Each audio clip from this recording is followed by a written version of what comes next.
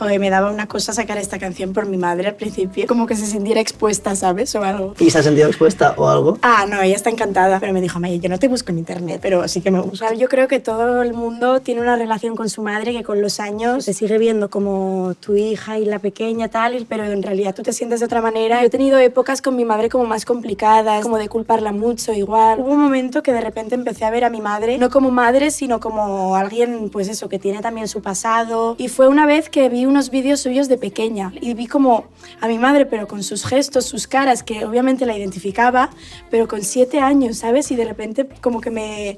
ahí algo me hizo un clic, ¿sabes? Y también la forma que tuve un poco de, pues, de irme de casa, que fue algo como muy de repente, con Operación Triunfo, ¿sabes? Con 18 años. Te fuiste siendo una Maya y ya nunca has sido esa Maya. De un día para otro y ya no estaba en casa y ya nunca más volví a vivir ahí, ¿sabes? ¿Y ahora lo tenéis como bien equilibrado? Sí, ahora desde que he sacado estas canciones y este disco, estamos mejor que nunca, la verdad.